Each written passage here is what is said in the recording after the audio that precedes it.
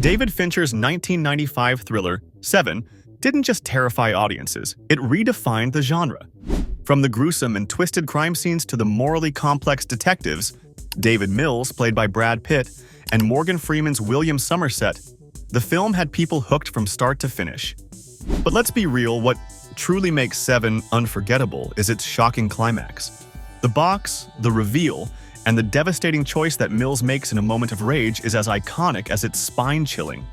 What many people don't realize is that the ending we all know wasn't the only option on the table. In fact, there were 7 other versions of how this psychological nightmare could have ended. Before we get into the alternate versions, let's recap the ending we did get. After John Doe, played by Kevin Spacey, calmly turns himself in for his crimes, he offers to lead Mills and Somerset to the final 2 victims. Doe takes them to a desolate field under a set of power lines, where a delivery van arrives with a package. Somerset retrieves the box and discovers its horrifying contents: the head of Mills's pregnant wife, Tracy, played by Gwyneth Paltrow. Mills, unaware of her pregnancy until this moment, is pushed to the brink when Doe confesses that envy was his sin. Succumbing to his own anger and grief, in an act of wrath, Mills shoots Doe dead, sealing his fate and completing the 7 deadly sins. Somerset, who had planned to retire, changes his mind and stays on the force. The movie ends with his reflective voiceover. Ernest Hemingway once wrote, "The world is a fine place and worth fighting for." I agree with the second part. This gut-wrenching conclusion has become one of the most talked-about movie endings ever. But it wasn't the only version considered. Here are the endings that were considered. 1. Somerset kills John Doe. One of the proposed endings that nearly made the cut would have seen Somerset deliver the final blow to John Doe. After Tracy confides in Somerset about her pregnancy and seeks his advice, he feels a deep connection to her. So, when Somerset opens the box and finds her head, it's easy to imagine why he would want to take revenge. According to The Telegraph, storyboards were drawn up showing Somerset shooting Doe instead of Mills. He was supposed to utter, "I'm retiring," after firing the shot. Freeman himself supported this version of the ending, saying it gave Mills a chance at a future. In the actor's view, Somerset's act of killing Doe would have saved Mills from destroying himself. However, Pitt strongly opposed this ending, insisting that Mills would never be able to live with the murder of his wife. In the end, Pitt's version prevailed, but it's intriguing to think about what might have happened had Somerset pulled the trigger. 2. Mills shoots Somerset. Another version of the script took things in a far more brutal direction. In this alternate ending, Somerset tries to stop Mills from killing John Doe by pulling a knife on him. Tensions escalate, and in an inconceivable turn, Mills shoots Somerset to prevent him from interfering. He then proceeds to kill Doe, following through with his arc of wrath. The movie would have ended with Somerset recovering in the hospital, receiving a letter from Mills that reads, "You were right." This darker, more violent ending was written into one of the drafts, but it was ultimately scrapped. It's an interesting twist, but definitely would have left audiences with a much bleaker view of both characters. 3. Happy ending. Of course, because it's Hollywood, there had to be a push for a happy ending.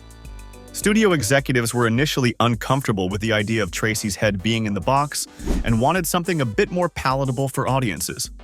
They proposed an ending where Tracy survives. In this version, John Doe kidnaps her, and Mills and Somerset race against time to rescue her. In true Hollywood fashion, they save her, and Se7en ends with a happy Mills family reunion. Pitt, however, was adamant that the bloody ending must remain. In an interview with EW, he said, "With Se7en, I said, I will do it on one condition: the head stays in the box. Put in the contract that the head stays in the box." He also insisted that Mills had to shoot Doe at the end, arguing that this passionate act was the only way the story made sense. Thankfully, Pitt got his way. Can you imagine Se7en with a happy ending? Yikes. 4. Dog's head in the box. In what might be the weirdest suggestion from the studio, there was a version where the box didn't contain Tracy's head at all. Instead, it held the head of Mills's dog. Yes, seriously. As Pitt explained, they go, he would be much more heroic if he didn't shoot John Doe, and it's too unsettling with the head in the box. We think maybe if it was the dog's head in the box. Needless to say, this ending didn't go anywhere, but the idea that it was even considered is, frankly, kind of hilarious. We can't fathom how anticlimactic that would have been. 5. Last breath in a burning church. Before Fincher, Jeremiah S. Chechik, the guy behind National Lampoon's Christmas Vacation, was set to helm Se7en. In Chechik's version, the ending takes place in a burning church. According to the original script, Doe would have tied Mills up and carved a cross into his chest, all while Somerset looked on. Somerset would shoot Doe, but not in time to save Mills, who dies from his injuries. The film would have ended with Tracy heartbroken, leaving the city for good. But screenwriter Andrew Kevin Walker wasn't thrilled about these changes. So, when Fincher came on board, the original version of the script, complete with the infamous box scene, was accidentally sent to him. Fortunately, Fincher loved the brutal original version and decided to direct the film based on that draft. 6. The soft touch. Despite all the gore, David Fincher shot a toned-down version of the ending we saw in the final cut. In this version, Mills still kills John Doe, but the overall mood is much less intense. After positive test screenings, though, Fincher decided to crank up the emotional intensity and add more disturbing elements to the finale. This softer version was scrapped in favor of the more gut-wrenching ending we all know and love, or quite honestly, fear. 7. Cut to black ending. At one point, Fincher himself wanted to go even further with the ambiguity and devastation of the ending. In one alternate version, the film would have cut to black immediately after Mills shoots Doe, leaving the audience with no closure. The idea was to end on a jarring, abrupt note, leaving viewers to sit with the horror of what just transpired. However, the studio rejected this concept, and Fincher ultimately added the Hemingway quote to give the film a moment of reflection.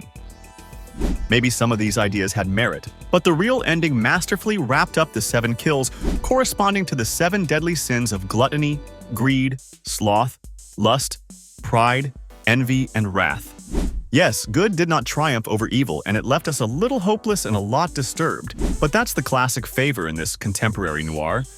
Do you agree with the original ending, or are you leaning towards one of the alternate versions? Let us know in the comments section.